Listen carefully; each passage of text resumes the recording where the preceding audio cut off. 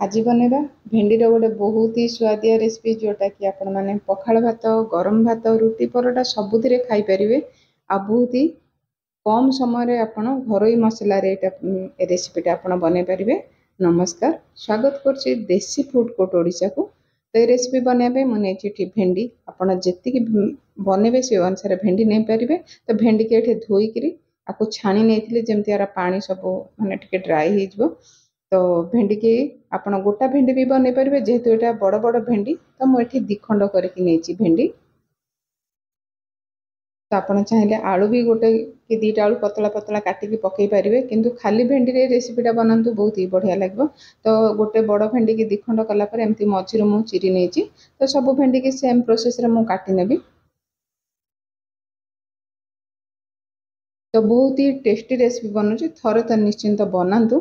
तो सब भेंडी के मुझे काटी नहीं तो छोट भेंडी होते आप गोटा भेंडी पकई पारे तो भल लगे। तो ये गोटे बड़ साइजर प्याज को छोट छोट काटी नहीं गोटे बड़ टमाटो और आग जी खाए से अनुसार कंचा लंका फाड़ करके नहीं। तो ये नहीं 2 चामच रिफाइन तेल आप चाहिए सोरष तेल भी बनई पारे। तेल भलसे तातीगला मुझे काटिकी रखी भेंडी के ये पकई नहीं। आ ये रेसिपीटा बहुत ही कम समय आप बनई खाई पारे। तो ये भेंडी पकईला तो भेंडी की चाहिए ये लुण दे देछि जल्दी सॉफ्ट हो। अर्ध चमच देछि हलदी गुंड। तो ये आम भेंडी को घोड़ेबानी तो मीडियम हिट रे ये 3 ରୁ 4 मिनिट समय लगे भेंडी को भलसे भाजी नबा। तो आज रेसिपी जब भल लगे तो वीडियो को निश्चिंत गोटे लाइक करने। चैनल रे नुआ थिले चैनल को सब्सक्राइब करने को जमारू भूलिबेनी। तो भेंडी भजा हेबा समय आम मसला आम बनै नबा। ये नहीं गोटे चमच चिकेन मसला आपन चाहिए ये जीरा गुंड भी नहीं पारे। तो चिकेन मसला हो मीट मसला हेले टिके भल लगे रेसिपीटा। ये गोटे चमच देछि धनिया गुंड बड़ चमच रे गोटे चमच। तो ये देछि अध चमच हलदी गुंड जो थी कि आम भजार अल्प हलदी पकई चाहिए हलदी गुंड नहीं। तो ये अदा रसुन पेस्ट अध चमच। तो भेंडीर परिमाण अनुसार अदा रसुन पेस्ट अधिका कम करें। ये गोटे बड़ चमच नहीं कस्तूरी मेथी। तो अल्प पानी देबा आ सबको भलसे गोले नेबा।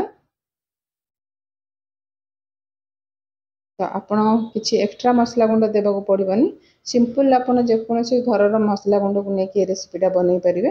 तो मसला को रखा साइड रे आ देखी पारे भेंडी को मुझे एपट सेपट करके भाजी नहीं भलसे भेंडी भाजी हो जाइए। ताकू सब भेंडी की साइड को टिके प्रेस करके तेल बाहर जीव। तो बाहर सब तेल भेंडी को बाहर करनबा। तो आज रेसिपी आपण मानक केमती लगिला निश्चिंत कमेंट करके कहे। तो ये आ गोटे चमच तेल दे देछि आ तेल तातीला जो आम काटिकी रखिथिबा पियाज को ये पकई नेबा। पियाजर कलर चेंज होला जाके पियाज को भलसे भाजी नेबा। देखिए पियाज ये भलसे भाजी हो गलानी। तो आम काटिकी रखिथिले टमाटो पकई नेबा। टमाटो को अल्प समय पियाज सहित भाजी नेबा।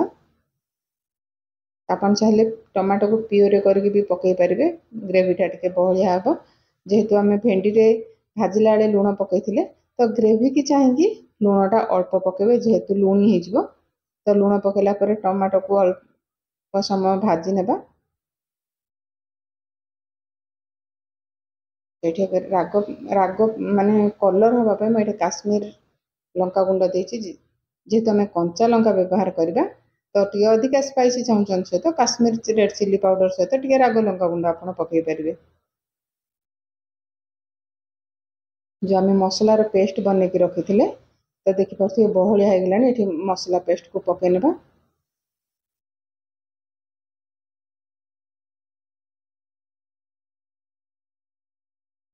तो पियाज टमाटो सहित मसला को भलसे आम कषि नेबा जमती तेल साइड रू छाड़ीज।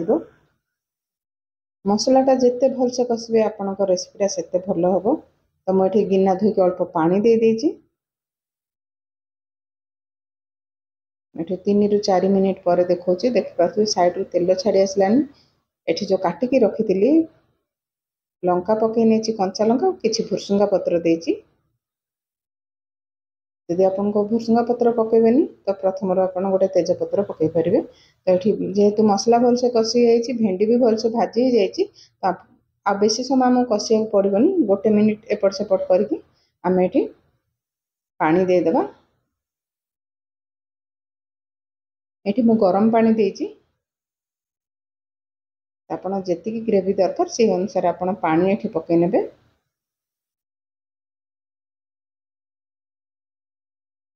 भेंडीर रेसिपी थरे बनातु बहुत ही स्वादिया बनुची। ये कभर करना 2 मिनिट ये गैस रेट मीडियम रखी तो देखते ग्रेवी बहुत कमी जाइए। यही रेसिपीटा पतला हेल्ले भल लगे टे बहलिया बहलिया हेल्ले भल लगे। ये आमर रेडी होगा भेंडीर रेसिपी। तो टी गरम मसला गुंड पकईदेवा आपन चाहिए धनिया पत्र भी पकई पारे। ये गैस रेट बंद करनबा। तो आज रेसिपी जब भल लगुच लाइक शेयर सब्सक्राइब करने। और जब फेसबुक पेज रे देखुं फेसबुक पेज को फॉलो करने। तो गरम मसला गुंड पकला पर एपट सेपट गोल ने आमर रेडी होगा भेंडीर रेसिपी।